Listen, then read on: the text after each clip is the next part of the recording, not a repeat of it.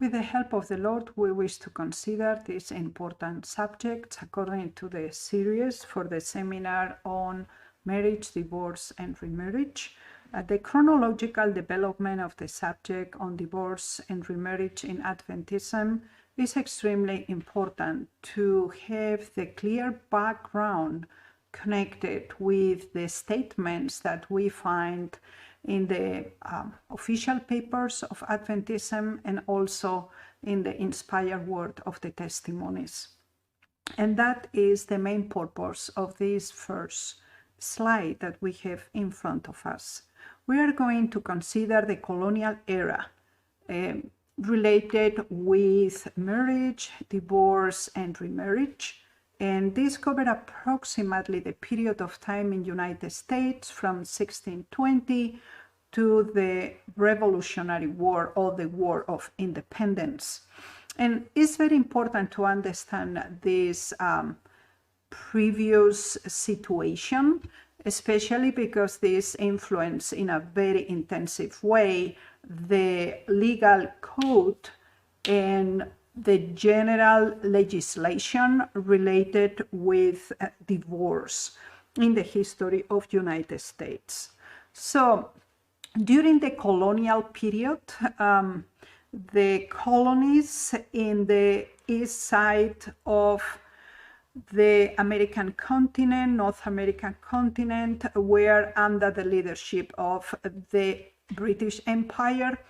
And one of the first colonies established is the Plymouth colony, and they regulated divorce. In fact, at least 9 divorces were granted during 72 years history since 1620. And in fact, is one of the first European settlements in New England. Considering this clear concept is sometimes contradictory to see that the Church of England, for example, was very restrictive in regulations of divorce.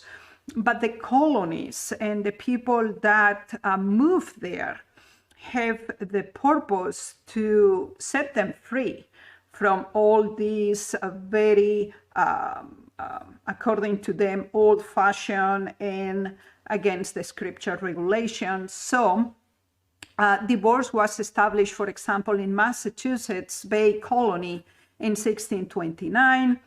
And in fact, until the end of the century, they already registered 44 divorces. Connecticut make also provisions for divorce in 1640. And according to the reports, at least 40 divorces occurred over the next 6 decades. And as I have said, even at the same time, the Church of England, along with the most Catholic European countries, didn't allow divorce. But the Pilgrims established these provisions for divorce. So divorcing policies and the general practices were very conservative in the middle colonies. We need to consider 3 main levels in the colonies: the northern colonies, the middle ones, and the south ones. So for example, the middle colonies such as New York and Pennsylvania, these colonies granted divorce occasionally in cases only of adultery, desertion, of bigamy. But in the southern colonies, divorce was not possible under no circumstances, at least in the first period of the colonial era. It's interesting to find here that the people that settled in the southern colonies were closely followed the teaching of the Anglican Church. And also, even if they were extremely strict, there are some reference of limited divorces in case of separation from bed and board. So, with other words, the colonial era established divorce laws that differ. They are different according to colony or colony, and after will be also state to state. So even after the independence, the southern states were even very cautious related with the grounds of allowing divorce. For example, only in cases of imprisonment, adultery, impotence, and desertion. The case of South Carolina, for example, that was the most conservative state of the South, did not establish divorce in any circumstances until 1868. And in fact, despite South Carolina's effort to allow marital dissolution from the pressure of the legislation, the divorce clause was repealed in 1878, even though relatively few divorces had been granted during the preceding 10 years. So with this general overview, we see that already in the colonial era, even if the colonies were under the British Empire and in the countries of Europe, divorce was not allowed in general terms, some level of liberality was consent toward the colonies. With the Revolutionary War or the Independent Wars that covered 1775 until 1783 through the 19th century, we find that the 13 colonies that now become 13 states quickly formalized the divorce laws. They were very carefully and very differential, considering, as I have mentioned, North states, intermediate states, and South states. So, but generally they have in common that always need to be a causative reasoning, need to be a cause. And these causes need to be with enough weight to be considered for implementation of divorce. But in general, was not an easy process and even less quickly a one. The point of this process was very interesting because with the expansionism toward West and the annexation of new territories and the establishment of territories that apply for statehood, become a more liberal position toward divorce in the new territories in process to become states. That was relatively easy in these new territories, and this produced a disbalance socially in this relatively new country. So in 1881, especially the population of the East Coast was very much concerned about the development of moral, family, and ethical background of the American society. So they founded what was called the New England Divorce Reform League. So, in fact, that was the first organization with the specific goal of restricting liberal divorce and regulated more substantial reasons that legally needed to be evident.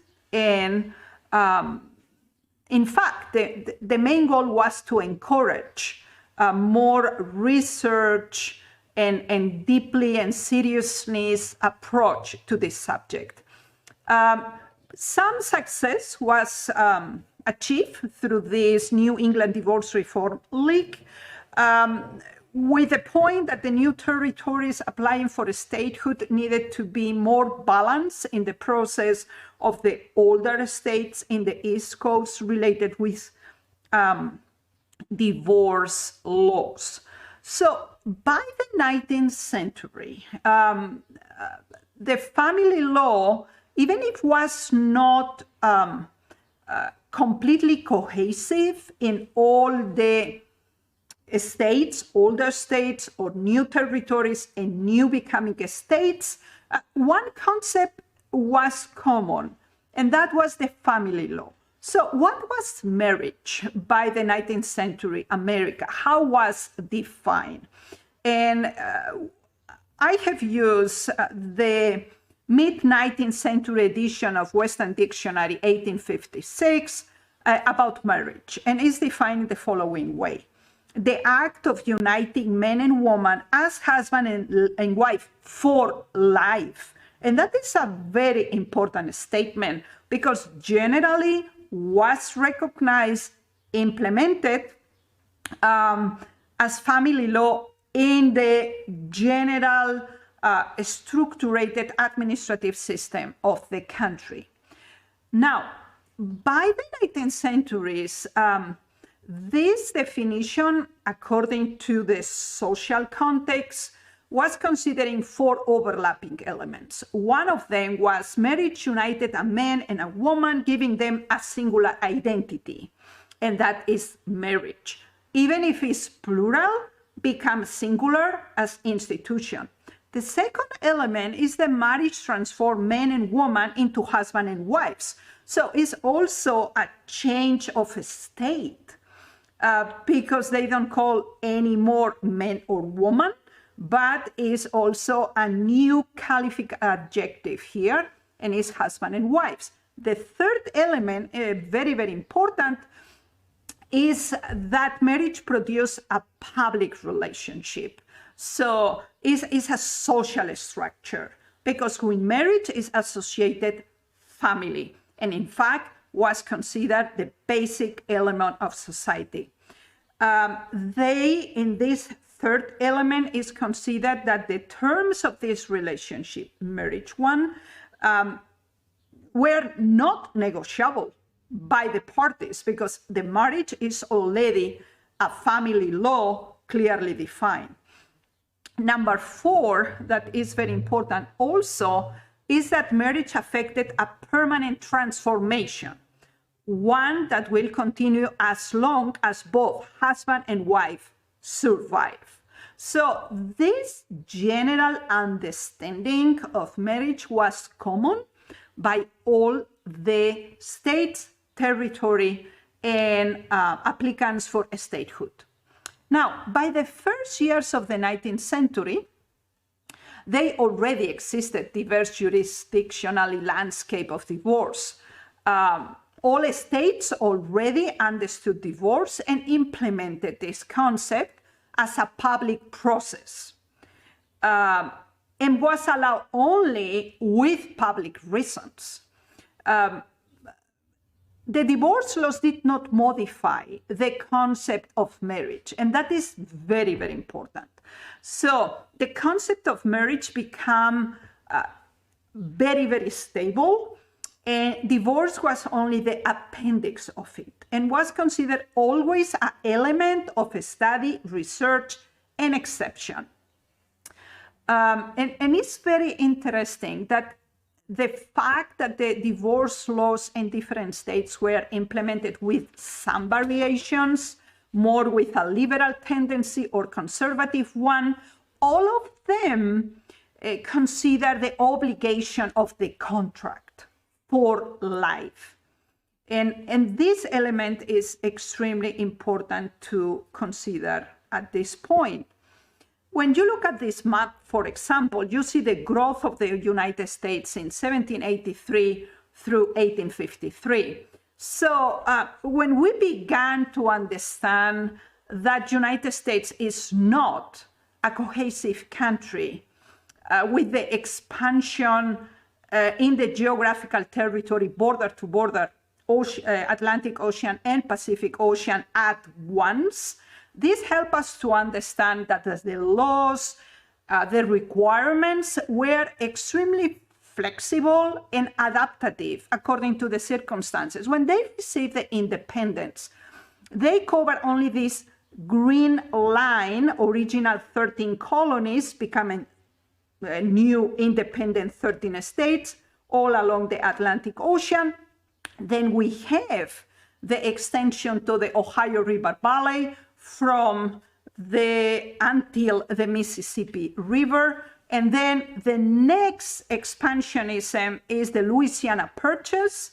Then we have also ceded by Great Britain part of North Section, the Texas annexation, the Mexican cession, and the Oregon Country. So during all this process from east to west, working according to the system of the manifest destiny in American history, we need to consider the position of the Seventh-day Adventists since the beginning. That is the historical context that Sister White was living in and all the pioneers at this time. So it's very important that you keep that in mind, because this will help us to understand why they were so ambiguous or not enough clear, and many of the resolutions that they took as General Conference based exactly in this process of expansionism, diversification of laws in a country that was in process of formation, okay?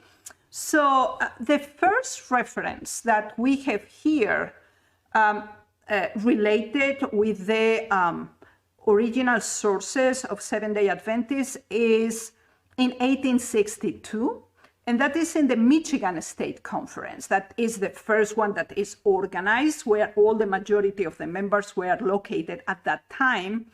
So one of the first questions raised in 1862, and the question was, how shall we treat divorcee marriages? And that stayed in the minutes. Joseph Bates was in charge of it in October 14, 1862, under the title Business Proceedings of the Michigan State Conference.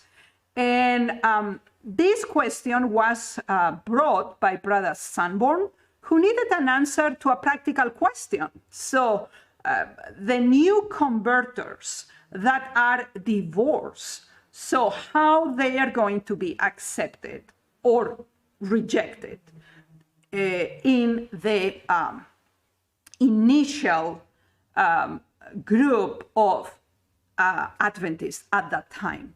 So unfortunately, in the minutes, we don't have the answer. We have only the question. We don't have a record of any subsequent action until approximately 35 years after, and we will come back to that. But we realize here that since the beginning of the early pioneers in 1862, already they confronted this important question: how you introduce people that are divorced inside of the church. In 1863, we find a very important statement of Sister White. And here is from 1863. It's a letter that in our second presentation we will consider in detail. But here the important element for us is how Sister White compare and contrast the laws of the land and the laws of God. Let us read it. A woman may be legally divorced from her husband by the laws of the land, and yet not divorced in the sight of God. And according to the higher law, there is only one sin, which is adultery, which can place the husband or wife in a position where they can be free from the marriage vow in the sight of God. Although the laws of the land may grant a divorce, yet they are husband and wife still in the Bible light, according to the laws of God. So that was an element of discussion. So how far is possible to combine, as Sister White said, the laws of the land and the laws of God, or with other words, the higher law, or the light given us by the Bible. And she presented very clearly that the only reason to apply for divorce will be that adultery happened. And that is an important element that still is in process of discussion, because we will see that in 1879, that is the second record that we have from the General Conference sessions that this subject is presented and delivered. So here is one of the early attempts to generate an official attempt to arrive to a policy related with this subject. So a committee was created with the subject how to deal with unhappy marriages. So a commission from the General Conference session in 1879 was created with this purpose. So they presented a report considering the social issues, the reality inside of the church, and again, this comparison between the laws of the land and the law of God.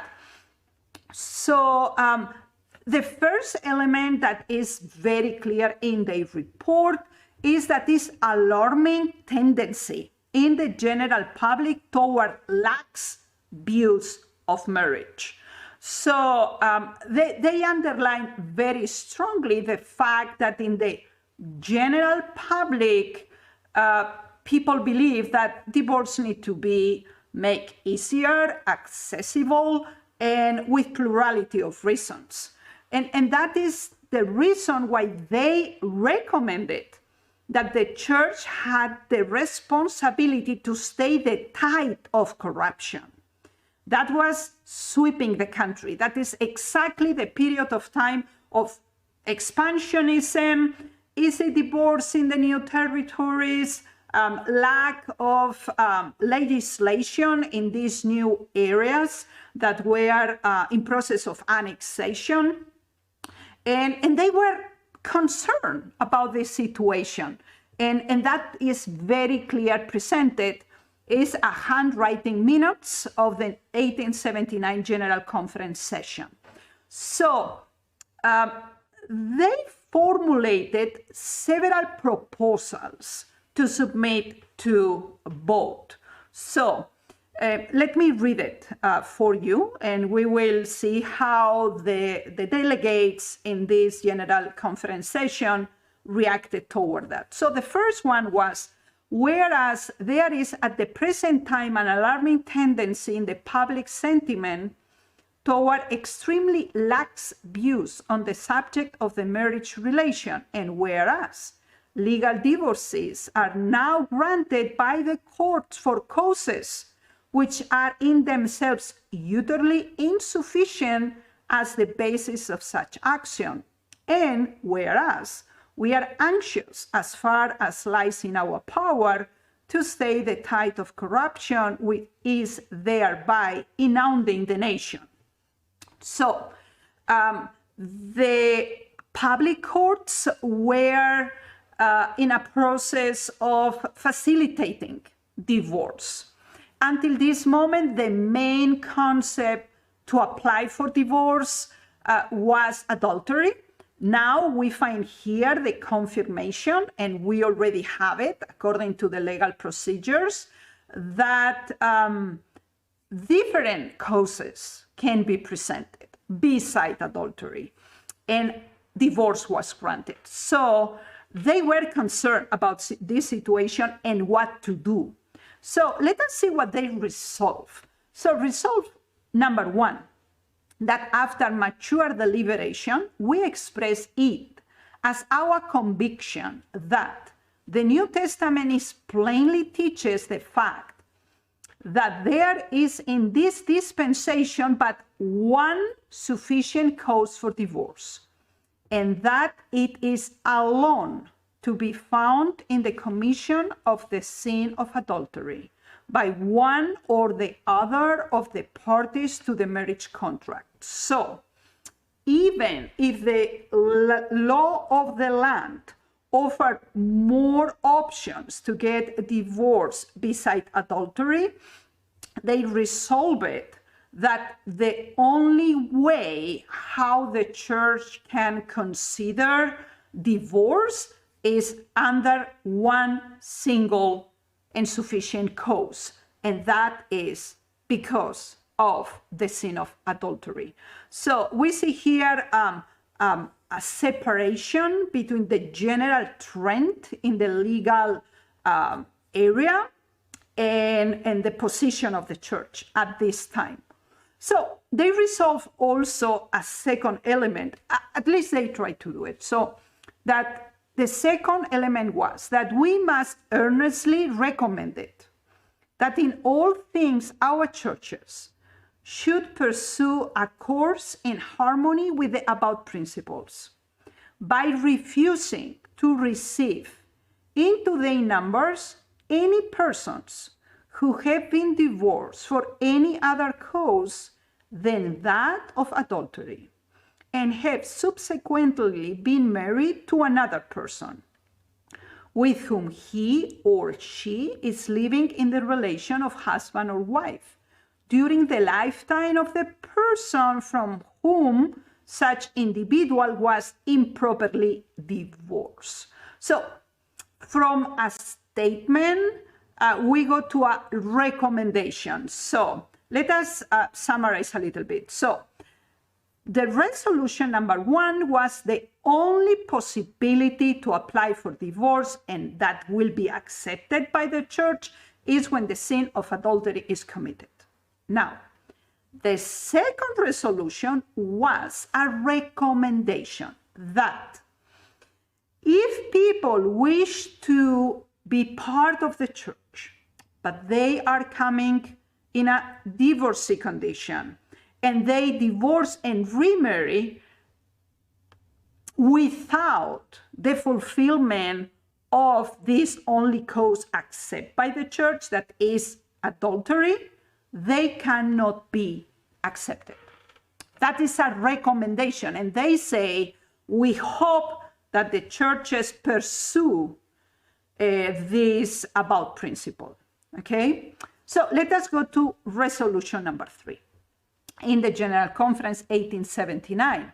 Number 3 is that in all cases where it shall be found that there are members of existing churches who are living together as man and wife in violation of the foregoing principles, such cases shall not be dealt with until the advice of the General Conference Committee, or that of the Conference Committee of the state to which the church belongs, shall have been sought and obtained. So, resolution number 3 explained to us that they already have irregularities among the organized churches in the different states, because resolution number 1 was given in 1879. But if before this resolution, people were added to the church, remarried, that didn't divorce from the previous marriage only under the cause of adultery, they cannot immediately disfellowship them.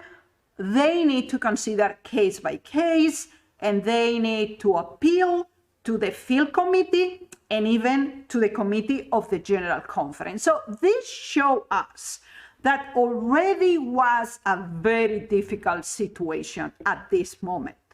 Now, but let us continue by the next General Conference session in 1887.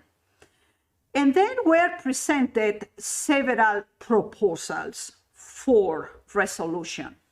And consider that we are in the 19th century. We are already in this moment that we already historical presented. So, whereas our Savior had laid down the one sole ground on which parties once married can be divorced. So 10 years after, this General Conference confirmed that is only one reason, and this needs to be adultery.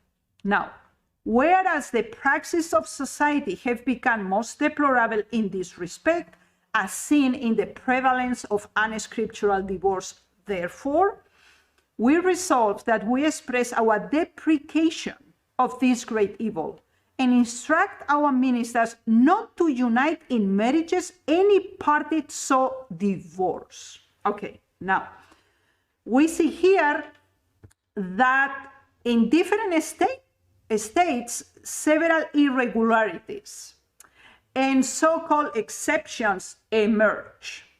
And because of the existence of this situation, we find here a clear statement that says that the instruction given by the General Conference in session in 1887 is that the ministers don't unite in marriage any parties that are divorced in such a way. Okay? So that is important for us to understand. So for them, in 1887, without doubt, the only adultery was grounds for divorce. Now, but that was not so easy. That was the proposal. Let us see how the delegates reacted.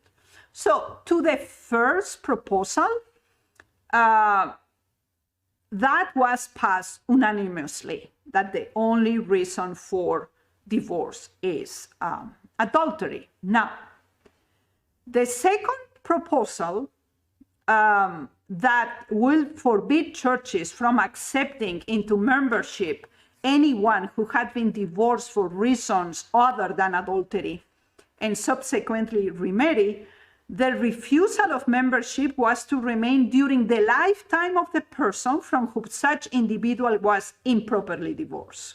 So here is introduced a modification related with the previous one. So connected with the third resolution that proposed that the cases of all current members living in questionable second marriages be dealt with only. And here is established an administrative procedure.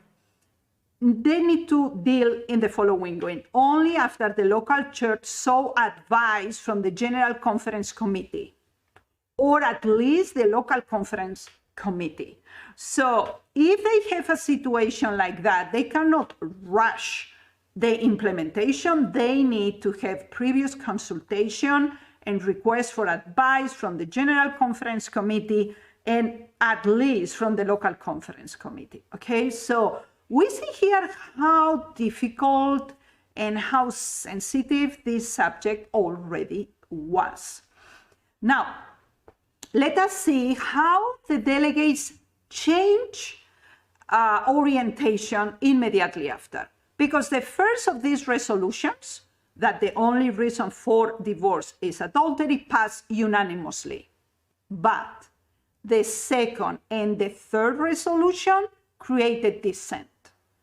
And the leaders withheld a decision till after the most mature deliberation. So they somehow retroactive put in reserve the second and the third resolution. And the records that we have inform us that both James and Ellen White participated in this discussion.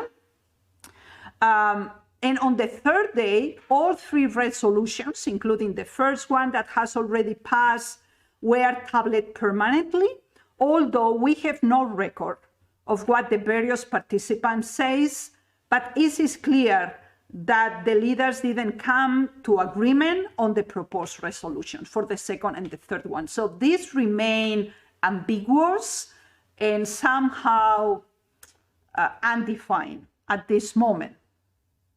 Now, during this period of time, we have the church papers view. And here is where sometimes a lot of difficulties emerge, because the Review and Herald published some 15 articles, comments, and answers to questions and responses of readers on the subject of divorce and remarriage from 1862 to 1900s. So here is the thing. The position held by the Review and Herald has been consistent through the years. So when you read all these 15 articles, you can see that, okay, it's the same idea and is cohesive in the process of time. That adultery is the only reason for divorce. Now, different elements are mentioned that are not connected with the resolutions of the General Conference. And please keep attention here, because generally the Review and Herald that are even not writings of Sister White, are not articles of Sister White, are considered like the final statement and position of Seventh-day Adventists. And unfortunately, that is not the case, because we cannot assert that these were the official position of the church, because are not General Conference resolutions that confirm that all the statements presented in the Review and Herald are confirmed by a delegate session. We don't have that. So that is very doubtful. At least it represents Uriah Smith's viewpoint during the time he was editor of the paper. And we know that because, especially for the subject of justification by faith, was a collision, a very strong confrontation between Signs of the Times and Review and Herald in the subject related with the barbarian tribes and the subject justification by faith. So it's very interesting that we don't have a correlation between the resolutions of the General Conference that I have presented to you and those 15 articles presented in the Review and Herald under the leadership of Uriah Smith that expose concepts such as innocent party, guilty party. All these concepts are not present at all in any of the resolutions of the General Conference. So we cannot support and connect it, these statements of the Review and Herald, in equal consistency with the resolutions taken by the General Conference. And it's very interesting. For example, of particular interest were two notes published by Uriah Smith in 1888, January 11 and February 8, and I encourage you to read it. Because of the time, I am unable to do so. So here is presented, first deals with a specific case of remarriage other than adultery. The second focus on other cases cited by the readers and their response, as well as the position of the editors. So even if it's an official paper of the church, we need to weigh correctly the content of the Review and Herald with the resolutions of the General Conference. And when we put that in contrast, only one concept is in harmony, is that the only reason for divorce is adultery. All the other exceptions, terminology are not in existence in the resolution of the General Conference. And that is very important for us to keep in mind. And that is important because during the lifetime of Sister White, occasionally she also participated in discussions of church policy. And she expressed herself only in very specific cases. And she resists serving as the authority to resolve cases. In fact, it's very important, the declaration of the Sister Ellen G. White in Manuscript 2, 1913, and say, I do not think it is my work to deal with any such things unless the case has been plainly open before me. I cannot take responsibility in such matters. Let those appointed of God to bear the responsibility deal within accordance with Christian principles. So she transferred the general position to the General Conference. And we know already the two General Conference sessions that pronounce themselves about this situation. and they were undefined, and in no case this terminology that we have in the Review and Herald from a guilty party or unguilty party are mentioned here. So these kind of elements are very important as to have in a separate context, because belong to different levels of organization. And Sister White insists here clearly that the resolutions of the higher authority are the ones to be followed. And she only pronounced herself about very specific cases that don't create legislature. And that is very important for us to understand. I have added also about the son of Sister White, January 6, 1931, when he quoted, it's an unpublished manuscript, but he described the situation as following.